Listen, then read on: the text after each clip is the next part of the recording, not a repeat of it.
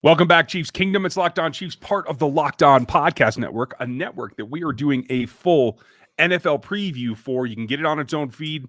Make sure you check that out. It is starting, actually, right now. Today, you can get over there. Just follow Locked On NFL Today. Check the Odyssey app, whatever you need to do. It is available everywhere. We're going to have some fun today. We have some actual maneuvers to talk about, whether we are right, wrong, or indifferent on our particular 53-man rosters. We'll get into that. We're going to tell you what it means, what we're waiting for, and what we might expect to see. Thanks for checking us out so far. Welcome to Locked On Chiefs. It's the Locked On Podcast Network, your team every day. From the land of the free and the home of the Chiefs, this is the Locked On Chiefs podcast. We are finally here. We have cuts. Yeah, it's almost a real roster. Yeah. Well, and honestly, I will say this, at least to this point, we don't have any real surprises in my mind. Mm-hmm. I know you thought Cobb might make it, which is really the only one that maybe is a bigger one that you thought might make it. Zane Anderson is, I guess, a little surprising that he's the one that kicked it off. I guess I'm kind of surprised about that a little bit. Right. I mean, and the cool thing about those two, and guys, we're going to go randomly through these kind of as they went through the day, and we'll get to more of it. Let me just start by saying none of this is official. There are no waiver wire transactions on Monday. So this is all what we're hearing reported through either our contacts or the beat reporters' contacts. Anyone who actually knows anything, we will discuss. Conjecture, we will not. And that said, those two guys in particular, those are everybody got on me this morning. Hey, you missed those. Well, because the nice thing about this show is we balance each other out. And on RGR, I went ahead and I just went for my version. Like if I was all alone, and so I had both Zane and Cobb on the roster because for me it was really the gamble that you talked about yesterday. The special teams ability, and not just ability that we've seen this preseason, but established ability, right? And I think that won out in both of these cases. Whereas I, on my own, where I got a little bit loopy, less predictive of what the Chiefs were doing, more of my opinion was I was a little bit more willing to take chances on those two guys because of their athleticism profiles, because they were upgrades. But the bigger thing that you looked at versus what the team is looking at is you didn't take into account the special teams play because you really can't watch it. That's a big difference. And I'm not trying to be a jackass about it, I guess, but that's the big difference between you and what the team is going to do is because the team can see all of that. They have the visual. They have a coach that's there specifically doing that. And honestly, that's not really what you and I really talk about much. We talk about special teams when it's an issue during the game, but that's about all we talk about. So, none of this really surprised me. I know there are a lot of people out, and I should say, I guess not maybe a lot, but there are some people out there that aren't happy about Derek Gore getting cut.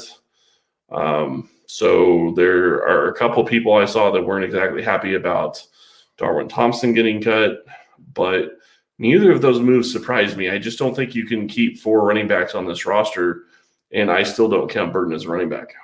Right, and I think that's the distinction you have to make. I think you're absolutely right. And this all comes back to the girth of the decisions that they have to make for all the other position groups, particularly along the offensive and defensive lines, because the sheer numbers that they have to have there.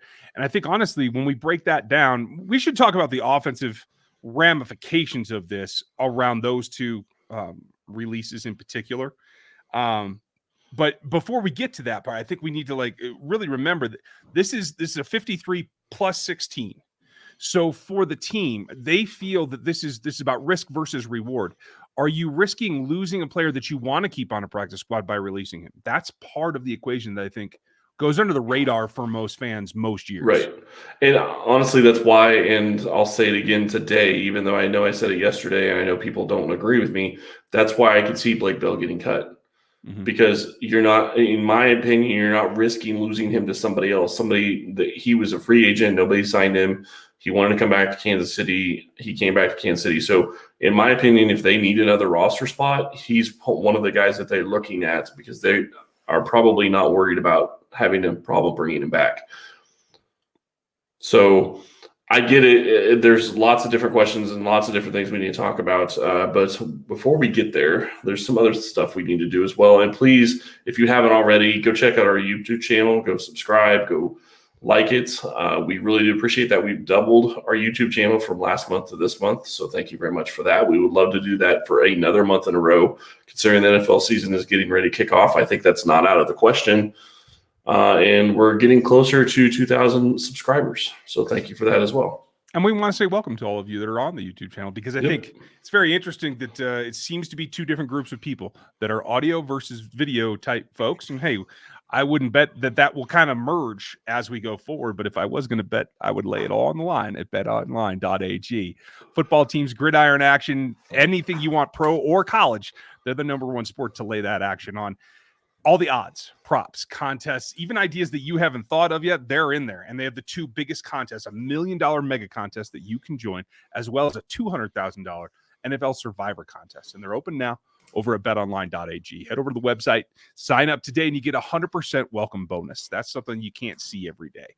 And there is still time. We have another, 9 days as we record this to get in on the season opener one, where you can lay a bet up to $25, and even if you lose, you'll get it refunded. So no risk to you at all. That's over at betonline.ag, the fastest, easiest ways to get all your action into the game.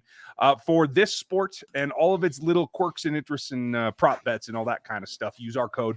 Promo code is locked on over at betonline.ag, your online sportsbook experts. So you brought up the running backs. And I did.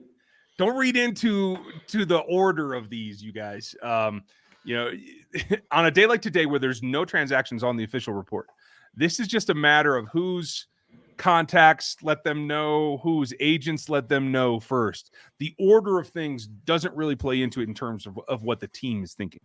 Right. But those two guys, Darwin Thompson, Derek Gore, obviously the youth of this particular group. Outside of Clyde. Daryl's a little bit older. Jarek's a lot older. They seem to have taken that spot. And again, with the fourth being the fullback, I just don't think that they could take a chance. I expect at least one of them back. And if you had to bet, who do you think it is? Derek Gore. And I think that because looking at what Darwin Thompson has done in Kansas City, I don't think he's really improved from year one to year, 3 or 4 for him? At least substantially. He hasn't really grown into his role. I think Kansas City was expecting more of a back, kind of like Clyde. And obviously it's not the same skill set, but they were expecting that type of player. He hasn't become that. And I think that what you're looking at when it comes to that situation is he's probably going to also want to start somewhere new as well. So he would have to want to come back to be on the practice squad. If he can't find any other offers, then maybe he comes back. But I have a hard time believing that'll be the case.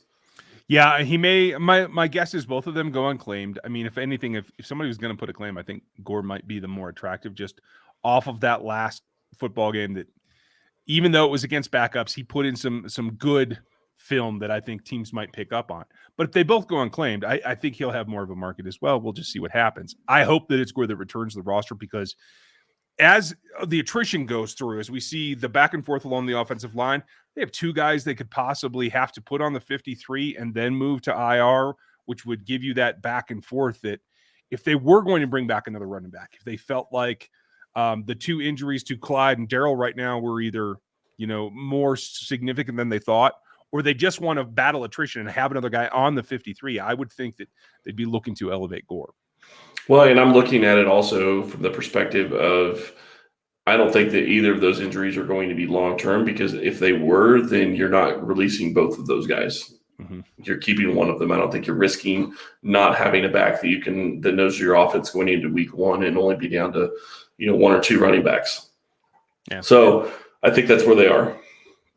So that brings me over to another one of the young guys that you talked about earlier, Zane. What does that tell you about what we saw from Armani Watts? To me, that says he's on this roster. Again, the special teams, Dave Toub is winning today, you guys. Dave Toub is winning this whole process up to final cuts. Well, and honestly, and there you go. Sorry, I did it again. But I do think that Dave Toub could be the reason Jody Fortson's on this roster too. We don't know that yet. We still have not got any confirmation of that yet. But I do think that that's a definite possibility when you're going down to only 3 running backs, is that you're keeping 4 tight ends. And Tobe has been very, very high in praise of Fortson so far. So I think that that's going to help him. What it tells me really is Armani Watts is probably on the roster. The question is he going to stay on the roster? Just because he's on the roster, because he's best at special teams at that safety position, doesn't mean that he's going to stick. Mm-hmm. They could bring in somebody that gets released somewhere else. There's veterans that are going to be released in the next couple of days that the Chiefs may not know about. I wasn't expecting the Dolphins to release Matt Skura. Mm-hmm. And I'm not saying the Chiefs should bring him in, although I guess I wouldn't be opposed to it, considering, you have a situation where you already lost Austin Blythe, but Allegretti is probably ready to go and he'll probably be okay. So that's just an example, though.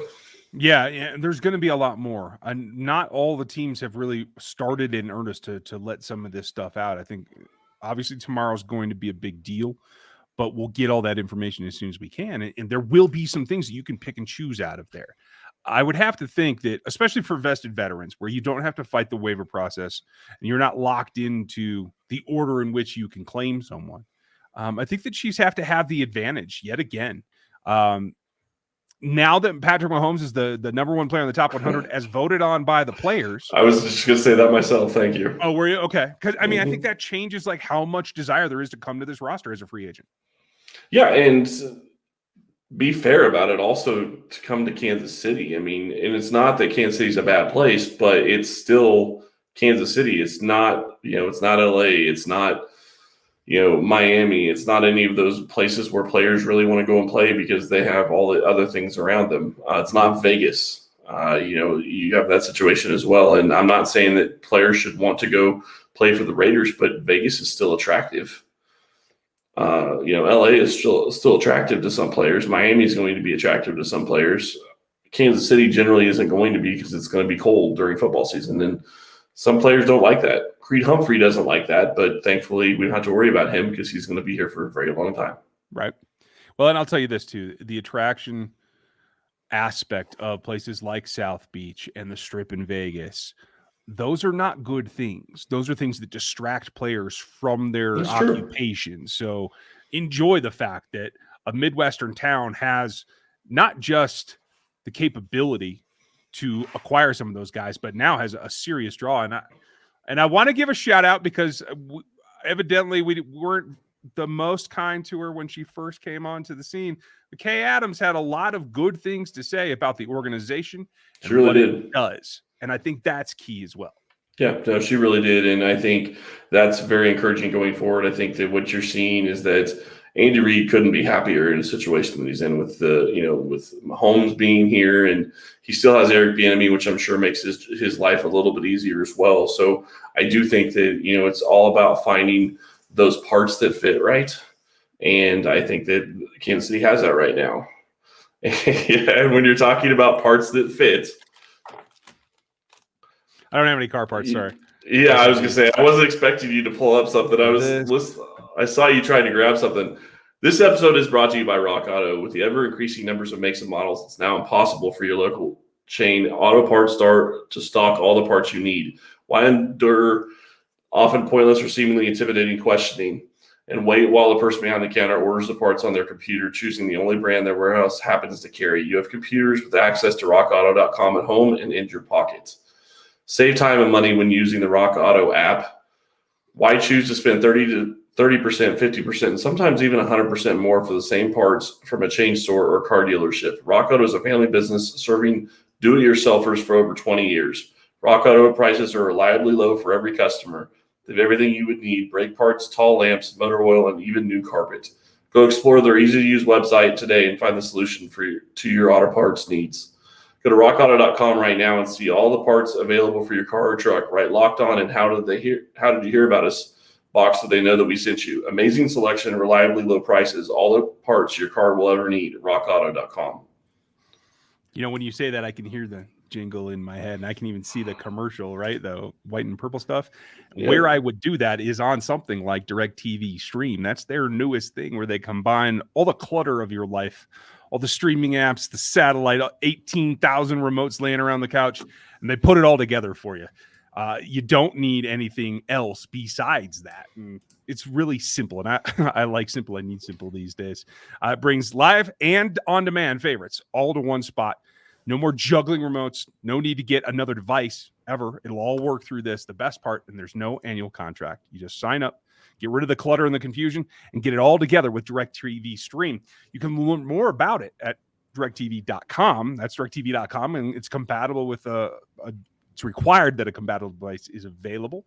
And content varies by package, but check out DirecTV Stream. Streaming is what they're going to do, because I think they're going to have to string a couple of maneuvers here together, especially like we talked about, a couple of guys going IR, having to come back. But the one that I was out and was definitely incorrect, a miss for me, was the defensive end position here on day one with Damone Harris being released. There's still a possibility he could come back on the practice squad as well. But that tells me how they feel about the young guys. And kudos to them for having gotten to this point. What's your takeaway from the Harris release?